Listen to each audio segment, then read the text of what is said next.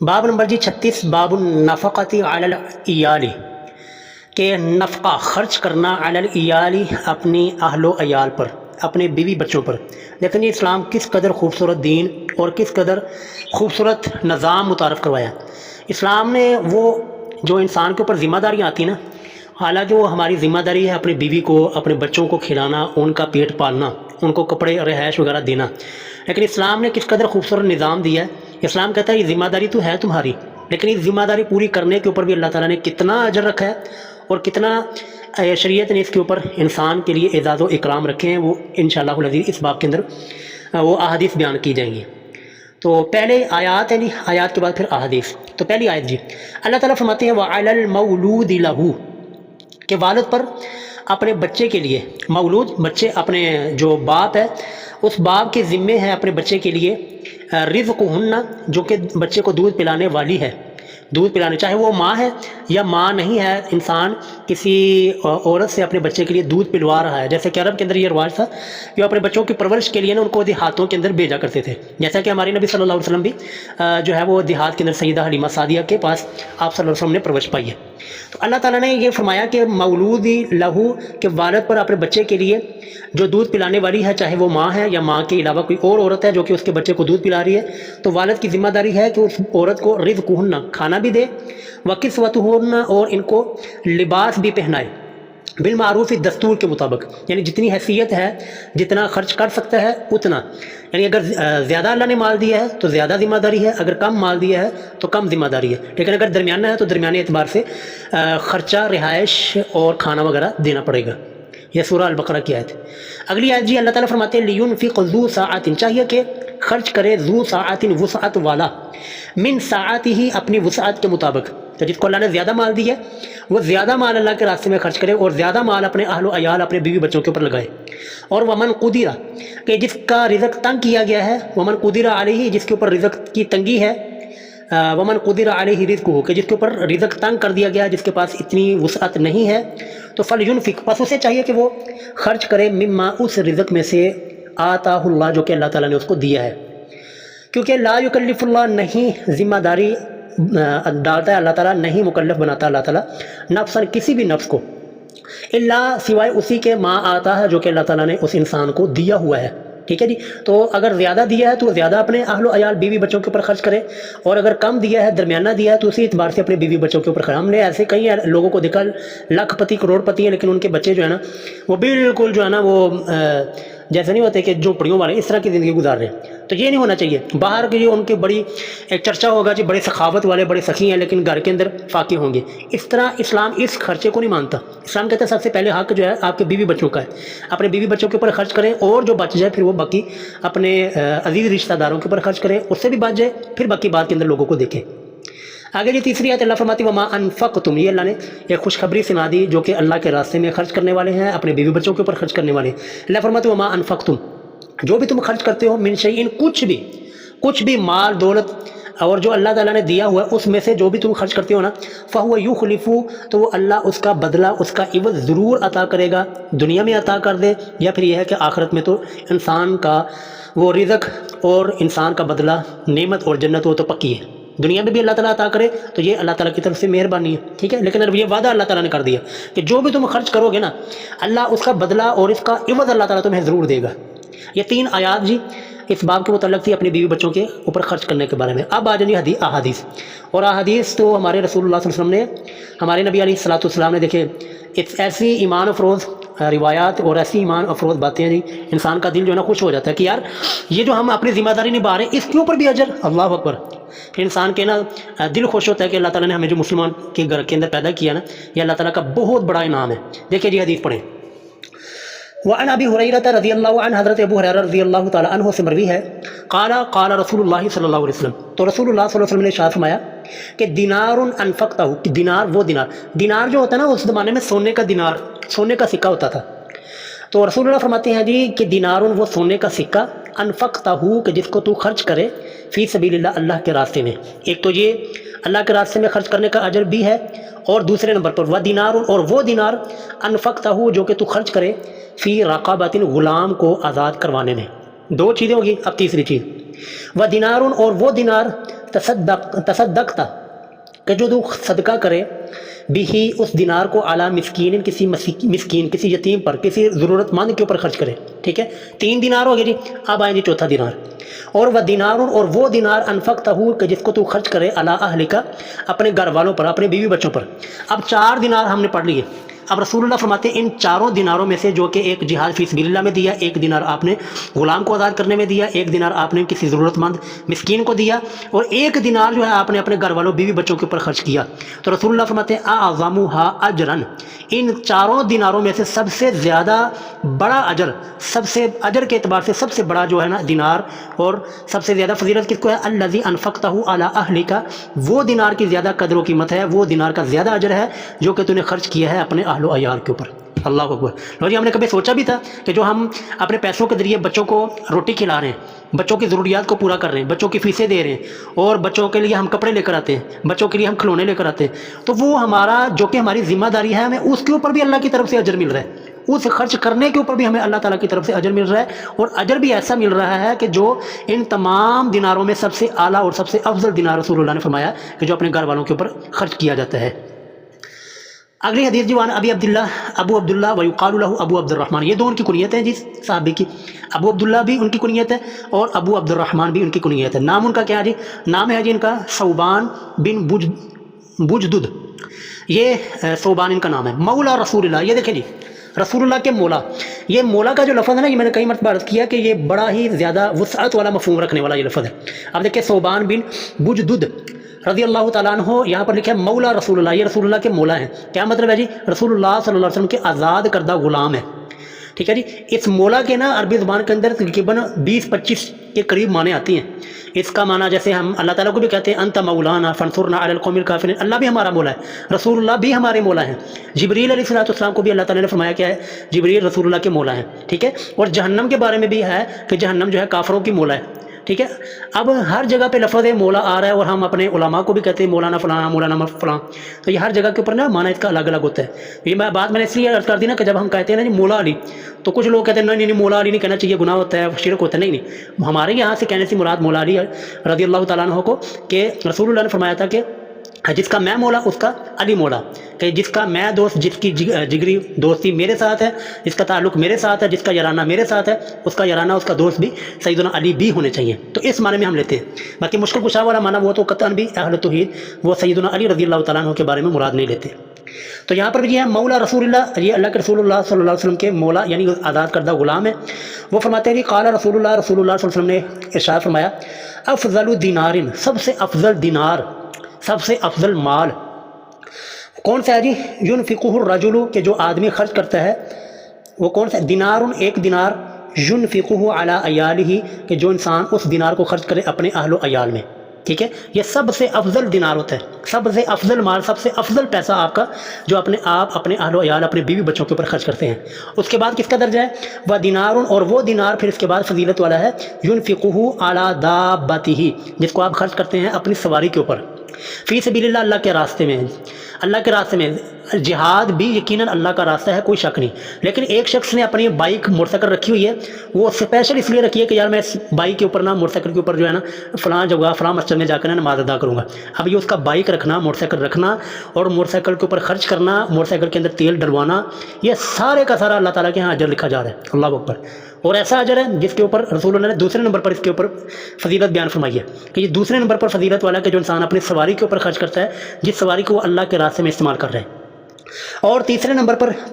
پر دینار, وہ دینار ینفقہ, جو کہ انسان خرچ کرے علی اصحابہ فی سبیل اللہ, اپنے ساتھیوں کے اوپر جو کہ اللہ کے راستے میں نکلے ہوئے ہیں. اللہ کے راستے میں جو نکلے ہوئے ہیں جی, مجاہدین ہیں یا مدارس کے اندر پڑھنے والے جو اللہ کے راستے میں نکلے ہوئے ہیں, اللہ کا دین پڑھنے والے ہیں, ان کے اوپر جو خرچ کرتا ہے یہ تیسرے نمبر پر جا کر یہ فضیلت والا ہے. تو دیکھیں کتنی عظمت والی حدیثیں ہیں. جب میں یقین کریں کہ یہ حدیثیں میں نے پہلی مرتبہ پڑھی نا, تو مجھے اتنی زیادہ خوشی اور حیرانگی ہوئی کہ یار دیکھیے اسلام نے کتنی باریک باریک چیزوں کو نا جو ہے نا ہمارے لیے آسان کر دیا کہ اب انسان جو ہے نا اس کو دل اکتاتا نہیں ہے اپنے گھر والوں کو خرچہ دیتے ہوئے, گھر والوں کو کھانا کھلاتے ہوئے, گھر والوں کی ضروریات کو پورا کرتے ہوئے. جب انسان کو یہ تصور دے دیا کہ یار یہ جو میں خرچ کر رہا ہوں نا اپنی بیوی کے اوپر, اپنے بچوں کے اوپر, یہ سارے کا سارا اجر, اور اجر بھی رسول اللہ نے سب سے اعلیٰ اور سب سے افضل اس کو قرار دیا.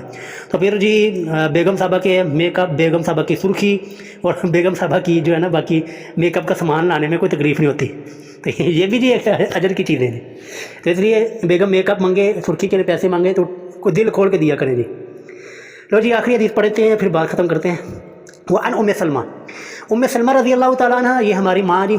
ام المومنین جن کے خامد فوت ہو گئے تھے نا ابو سلمہ، اور جو دعا پڑھا کرتی تھی جو میں نے خطبہ جمعہ میں بیان فرمائی کہ اللہم اجرنی فی مصیبتی واخلف لی خیرا منہا، یہ وہی ام سلمہ ہے رضی اللہ تعالیٰ عنہ۔ تو ام المومنین سیدہ ام سلمہ سے روایت ہے، قالت، وہ فرماتی ہیں کہ قلت، میں نے کہا، میں نے عرض کی، یا رسول اللہ، اے اللہ کے رسول صلی اللہ علیہ وسلم، کیونکہ ان کے پہلے خامد فوت ہو گئے تھے نا، تو پہلے خامد سے کچھ اولاد تھی، بچے تھے اور بیٹیاں تھیں،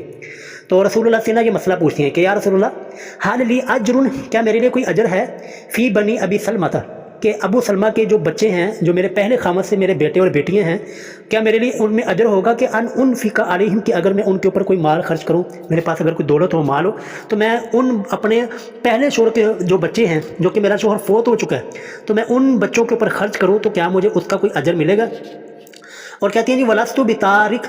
بتارکتہم، میں ان کو نہیں چھوڑ سکتی، ہا قضا و ہا قضا، کہ وہ اپنی روزی کے لیے، اپنی رزق کے لیے ادھر ادھر جو ہے نا وہ بیچارے رلتے پھریں، میں ان کو چھوڑنا نہیں چاہتی، میں ان کے اوپر خرچ کرنا چاہتی ہوں، لیکن اس خرچ کرنے کے اوپر یا رسول اللہ مجھے اجر بھی ملے گا؟ انما ہم بنی، حالانکہ وہ بچے میرے ہی ہیں،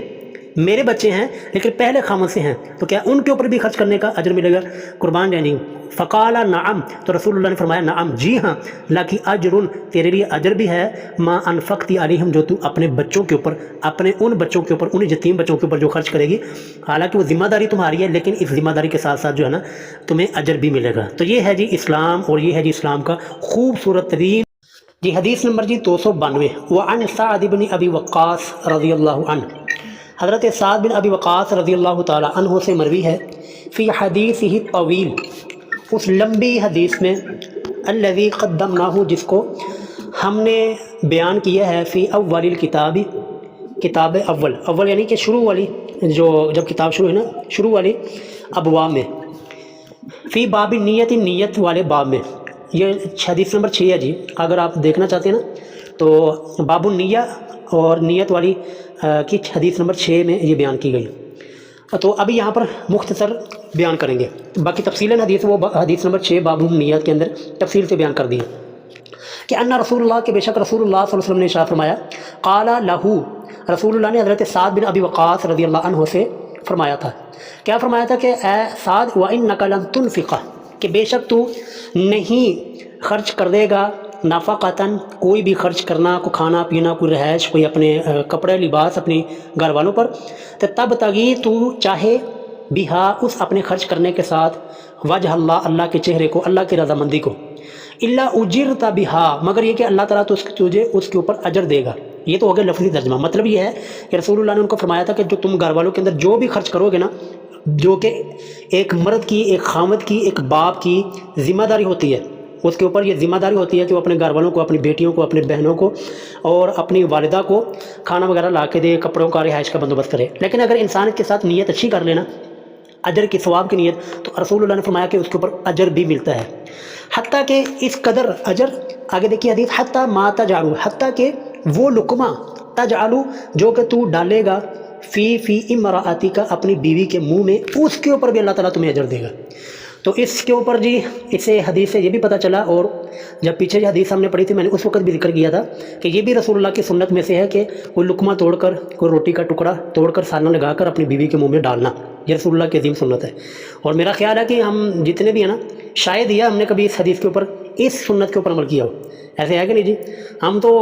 کھینچ کے پائی سیرتے کر دیا، لیکن رسول اللہ کی یہ بھی مبارک سنت ہے کہ آپ جب اکٹھے روٹی کھا رہے ہو میاں بیوی، تو شوہر جو ہے نا وہ کوئی لقمہ توڑ کر، روٹی کا لقمہ اپنی بیوی کے منہ کے اندر ڈالے، اس سے محبت بھی بڑھتی ہے، اور اجر اور ثواب کا بھی رسول اللہ صلی اللہ علیہ وسلم نے جو ہے وہ وعدہ فرمایا۔ تو لہٰذا جی جو ہی حدیث، یہ کلاس ختم ہو،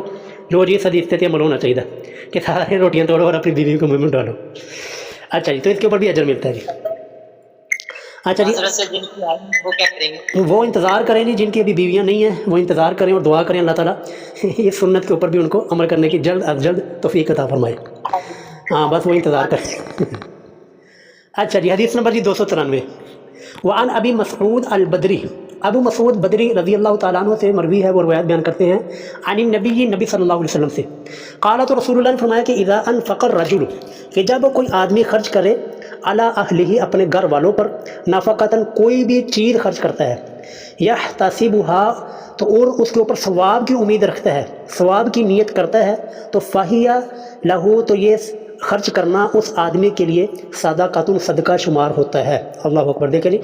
یہ بھی ایک صدقہ ہے کہ انسان اپنے گھر والوں کے اوپر، اپنی بیوی بچوں کے اوپر، کوئی ان کے اوپر جو چیز ضروریات ہیں، جو ذمہ داری ہیں، ان کو لا کر دیتا ہے، تو یہ بھی اللہ تعالیٰ کے ہاں صدقہ لکھا جاتا ہے، اجر لکھا جاتا ہے۔ سبحان اللہ۔ آگے جی حدیث نمبر 294، وعن عبداللہ بن عمر بن عاص رضی اللہ تعالی عنہما، حضرت عبداللہ بن عمر بن عاص رضی اللہ عنہما سے روایت ہے، قال، وہ فرماتے ہیں، قال رسول اللہ صلی اللہ علیہ وسلم نے ارشاد فرمایا۔ اچھا، یہ پہلی جو پیچھے ہم حدیث سے پڑھ کے ہیں نا، یہ تو ساری فضیلت والی ہے نا، گھر والوں کے اوپر خرچ کرنا، گھر والوں کو کھلانا پلانا، گھر والوں کا ضروریات کا خیال رکھنا، تو اس کی یہ فضیلت ہے۔ اب کچھ احادیث سے یہ آئیں گی کہ جو اپنے گھر والوں کے اوپر خرچ نہیں کرتا، گھر والوں کی ضروریات پوری نہیں کرتا، تو اس کے اوپر کیا وبال ہے، کیا گناہ ہوگا۔ تو یہ حدیث ہے جی، رسول اللہ صلی اللہ علیہ وسلم نے ارشاد فرمایا، کفا بالمرء اثما، آدمی کے گناہ گار ہونے کے لیے کافی ہے، کفا کافی ہے، بالمرء انسان کے لیے، اثما گناہ گار ہونے کے لیے، کیا جی، ان یضیع، یہ کہ وہ ضائع کر دے، من یقوت، جن کی کفالت کا وہ ذمہ دار ہو۔ کیا مطلب ہے جی؟ مطلب یہ اس حدیث کا کہ آدمی جن کی کفالت کا، یعنی اپنی بیوی کا، اپنے بچوں کا، اور باقی جو اس کے ماتحت ہیں، اگر کوئی بڑا آدمی ہے، سیٹھ وغیرہ، تو اس کے ماتحت جو مزدور ہیں، جو اس کے ماتحت رعایا ہے، جن کی کفالت کا اور جن کی مزدوری کا وہ ذمہ دار ہے، تو رسول اللہ نے فرمایا کہ آدمی کے گناہ گار ہونے کے لیے یہی چیز کافی ہے کہ وہ ان کا خرچہ روک لے، ان کے اوپر خرچ نہ کرے، ان کے جو ذمہ داری بنتی ہے اس ذمہ داری کو پورا نہ کرے۔ یہ حدیث جی بہت ہی جو ہے نا ان لوگوں کے لیے خصوصاً کہ جو مزدوری کروا لیتے ہیں لیکن مزدور کا حق ادا نہیں کرتے، ان کے لیے یہ بہت ہی سخت وعید ہے۔ اسی طرح جو گھر والوں کے اوپر، اپنے بیوی بچوں کے اوپر جو ہے خرچ نہیں کرتے، ان کو بھوکا رکھتے ہیں، ان کی ضروریات کو پورا نہیں کرتے، تو ان کے لیے بھی وعید ہے کہ انسان کے گناہ گار ہونے کے لیے کافی ہے کہ وہ اپنے گھر والوں کی کفالت کا ذمہ دار ہے، ان کی ضروریات کو پورا نہ کرے۔ کہتے ہیں جی حدیث صحیح، یہ حدیث صحیح ہے، رواہ ابو داؤد وغیرہ، اس حدیث کو امام ابو داؤد نے اور اس کے علاوہ ائمہ محدثین نے بھی اس کو ذکر کیا ہے۔ ورواہ مسلم فی صحیح، اور امام مسلم نے روایت کیا ہے اپنی صحیح مسلم کے اندر، بما انہ، اسی حدیث کے ہم معنی ایک حدیث، وہ کیا ہے جی کہ قال رسول اللہ صلی اللہ علیہ وسلم نے ارشاد فرمایا، کفا بالمرء اثما، آدمی کے گناہ گار ہونے کے لیے یہی کافی ہے کہ ان یحبس، کہ انسان روک لے، ام من یملک، ان لوگوں سے کہ جن کا وہ ذمہ دار ہو، قوتہ، ان کا رزق، کہ جن کا وہ ذمہ دار ہے، جن کو وہ تنخواہ دیتا ہے یا جن کی کفالت کرتا ہے، ان کا رزق، ان کا کھانا پینا وہ روک لے انسان کے گناہ گار ہونے کے لیے، یہ چیز کافی ہے۔ تو اس لیے جی اگر ہم ان کا حق ادا نہیں کریں گے تب بھی رسول اللہ صلی اللہ علیہ وسلم نے وعید بیان فرما دی، لیکن اگر ہم حق ادا کریں گے، ضروریات کو پورا کریں گے، تو یہ ضروریات بھی پوری ہوں گی اور اللہ تعالیٰ کی طرف سے اجر اور صدقہ بھی لکھا جائے گا۔ 295 نمبر حدیث، وعن ابی ہریرہ رضی اللہ عنہ، حضرت ابو ہریرہ رضی اللہ تعالی عنہ سے مروی ہے کہ ان نبی صلی اللہ علیہ وسلم، کہ بے شک نبی صلی اللہ علیہ وسلم نے ارشاد فرمایا کہ ما من یوم، کہ نہیں ہے کوئی بھی دن، کہ یصبح العباد فیہ، کہ جس دن میں بندے صبح کرتے ہیں، مطلب کیا ہے کہ ہر دن صبح کے وقت، یہ حدیث کا جو میں کرتا ہوں نا، جو لفظی ترجمہ کرتا ہوں، اس میں ہو سکتا ہے بات سمجھ نہ آئے، لیکن پھر میں بعد میں محاورتاً ترجمہ کر دیتا ہوں تاکہ ہمیں بات اچھی طرح سمجھ آ جائے۔ تو لفظی ترجمہ یہی ہے، ما من یوم، کہ نہیں ہے کوئی بھی دن، کہ یصبح العباد فیہ، کہ جس دن میں بندے صبح کرتے ہیں۔ کیا مطلب ہے کہ ہر دن کی صبح کو کیا ہوتا ہے جی، الا ملکان ینزلان، کہ دو فرشتے اللہ کی طرف سے وہ اترتے ہیں، نازل ہوتے ہیں، اور وہ فیقول، تو فرشتہ کہتا ہے، احدہما، ان دونوں میں سے ایک، دو فرشتے اترتے ہیں جی، دونوں میں سے ایک فرشتہ وہ دعا کرتا ہے، اللہ کے حضور ہاتھ اٹھاتا ہے، وہ کہتا ہے، اللہم، اے اللہ، اعطی منفقا، اے اللہ عطا کر خرچ کرنے والے کو، خلفا، بہترین بدلہ۔ لیکن یہ جو اللہ کے راستے میں خرچ کرنے والے ہیں نا، چاہے وہ اپنے اہل و عیال کے اوپر ہو یا مساجد اور مدارس کے متعلق ہو، یا اللہ کے راستے میں جہاد فی سبیل اللہ کی شکل میں ہو، یا کسی بھی شکل میں اللہ کے راستے میں دینے والوں، تو فرشتوں کی دعائیں ان کے لیے ہوتی ہیں کہ یا اللہ، یہ جو خرچ کرنے والے ہیں نا، ان کو بہترین دنیا اور آخرت میں بدلہ عطا فرما۔ وَيَقُولُ الْآخَرُ، اور دوسرا فرشتہ وہ دعا کرتا ہے، وہ کہتا ہے کہ یا اللہ، اللہم، اے اللہ، اعطی ممسکن، اے اللہ رزق اور اس روکنے والے کو، اپنے مال کو جوڑ جوڑ کر روک کر رکھنے والے کو عطا کر دے، تلفاً، بربادی، کہ اس کا مال جو ہے وہ ضائع ہو جائے، جو کہ مال جوڑ جوڑ کے رکھتا ہے اور خرچ نہیں کرتا، تو اس کا مال جو ہے وہ ضائع ہو جائے اور برباد ہو جائے۔ تو اس لیے جی اس حدیث میں خرچ کرنے والوں کے لیے خوشخبری ہے، اور نہ خرچ کرنے والے جو جوڑ جوڑ کر رکھنے والے ہیں اور بندوں کا، اپنے بیوی بچوں کا، اپنے اہل و عیال کا حق ادا نہیں کرتے، تو ان کے اوپر فرشتوں کی جو ہے بد دعائیں اترتی ہیں۔ آخری حدیث جی حدیث نمبر 296 وعنہ انہی سے یعنی حضرت ابو ہریرہ رضی اللہ تعالیٰ عنہ سے مروی ہے، وہ روایت بیان کرتے ہیں عن النبی نبی صلی اللہ علیہ وسلم سے کہ رسول اللہ صلی اللہ علیہ وسلم نے ارشاد فرمایا الید العلیٰ اوپر والا ہاتھ خیر وہ بہتر ہے من الید السفلی نیچے والے ہاتھ سے. مطلب کیا جی جو دینے والا ہاتھ ہے نا، جو خرچ کرنے والا ہاتھ ہے وہ بہتر ہے اللہ کے نزدیک من الید السفلی مانگنے والے اور لینے والے ہاتھ سے. اور اب یہ خرچ کرنا اور دینا اور یہ کس کو ابتدا کیسے کرنی ہے، رسول اللہ نے یہ بھی ترتیب بھی بتا دی کہ وَبْدَأُوا خرچ کرنے کی ابتدا کرو بمن ان لوگوں سے تعول جن کی دیکھ بھال کی ذمہ داری تم پر ہے، یعنی انسان کی اولاد، انسان کی بیوی بچے. اور اسی طرح اگر مل مالک کوئی بڑا آدمی ہے تو اس کے ماتحت جو مزدور ہیں ان سے جو ہے سب سے پہلے اپنے گھر والوں سے، اپنے بیوی بچوں سے یہ خرچ کرنے کی اور ان کی ضروریات پورا کرنے کی ابتدا ان سے اپنے اہل و عیال سے کی جائے. اور وخیر الصدقۃ اور بہترین صدقہ ما کانا وہ ہے ان ظہر غنن جو کہ مالداری کے بعد ہو. یعنی مطلب یہ ہے کہ انسان بہترین صدقہ وہ ہے کہ جب انسان کی خود کی اور اپنے بیوی بچوں کی ضروریات پوری ہو جائیں پھر وہ باہر صدقہ کرے. ایسا نہیں ہے کہ انسان سارا مال اٹھا کے باہر لوگوں کو صدقہ کر دیا اور اپنے گھر والے بیوی بچے جو ہیں وہ پھر مانگتے پھریں یا وہ حاجت مند ہو جائے اور لوگوں کے سامنے ہاتھ پھیلاتے رہیں. نہیں، یہ صدقہ بہتر نہیں ہے، بلکہ بہتر صدقہ کیا ہے کہ انسان جب خود اپنی ضروریات اور اپنے جو ہے گھر والوں کی ضروریات کو پورا کرے، جو باقی بچ جائے وہ اللہ کے راستے میں نکال دے. یہ مطلب ہے جی ما کانا عن ظہر غنن مالداری کے بعد جو صدقہ کیا جائے وہ سب سے بہترین صدقہ ہے. اور وَمَن يَسْتَعْفِفْ جو کوئی پاک دامنی اختیار کرنا چاہے، یعنی لوگوں سے سوال نہ کرے، اپنا تنخواہ کے اندر اور اپنی جتنا بھی ہے اس کو میسر ہے اس کے اوپر گزر بسر کرنا چاہے تو یعفہ اللہ تو اللہ تعالیٰ اس کو پاک دامنی دے دیتا ہے. یہ یعنی کہ خود کا تجربہ ہے جی، اور کئی لوگوں سے سنا ہے کہ اگر تنخواہ تھوڑی بھی ہے نا، پیسہ تھوڑا بھی ہے، بس اس کے اندر برکت کی دعا کریں کہ اللہ اس کے اندر نا برکتیں ڈال دے. اور انسان یہ تہیہ کر لے کہ یار جو بھی ہونا میں نے کسی سے مانگنا نہیں ہے، بلکہ جو میرا ہے نا میں نے بس اسی میں سے گزارا کرنے کی کوشش کرنی ہے. زیادہ ہر روز گوشت نہیں، بلکہ 1 مہینے کے بعد گوشت کھا لیں گے، 15 دن کے بعد گوشت کھا لیں گے، لیکن ہم نے کسی کے سامنے ہاتھ نہیں پھیلانا. تو اللہ تعالیٰ کا وعدہ تو یعفہ اللہ، اللہ تعالیٰ اس کو یہ پاک دامن بنا دے گا، اللہ تعالیٰ اس کو کسی کا محتاج نہیں بنائے گا. اور وَمَن يَسْتَغْنِ جو کوئی بے پرواہی برتنے کی اللہ سے تمنا کرے گا کہ اللہ مجھے کسی کا محتاج نہ بنانا اور میرے مال کے اندر، میری تنخواہ کے اندر، میری دولت کے اندر اتنی برکتیں ڈال دے کہ میں کسی کا محتاج نہ ہوں، کسی سے مانگتا نہ پھروں، تو اللہ کا وعدہ ہے جی یغنیہ اللہ، اللہ تعالیٰ اس کو بے پرواہ کر دے گا، لوگوں سے جو ہے نا لوگوں کے مال و دولت سے اس کو دور کر دے گا، اور اس کو اللہ تعالیٰ غنا عطا کر دے گا، اور دل کا غنا اللہ تعالیٰ اس کو عطا کرے گا. تو رب کریم سے دعا ہے کہ جی اللہ تعالیٰ ان تمام روایات کے اوپر جو ہم نے پڑھی ہیں اس کے مطابق ہمیں عمل کرنے کی توفیق عطا فرمائے. ہمیں، ہماری اولاد کو، ہماری بچوں کو اور ہمارے اہل و عیال کو اللہ تعالیٰ اس دنیا کے اندر صرف اپنے علاوہ کسی کا بھی محتاج نہ بنائے، ہمیشہ جو ہے اللہ تعالیٰ اپنا ہی محتاج رکھے، اور ہمیں حلال کا وسیع رزق عطا فرمائے کہ ہمیں اس کے بعد کسی سے بھی مانگنے کے، کسی کے سامنے بھی ہاتھ پھیلانے کی ضرورت ہی نہ رہے.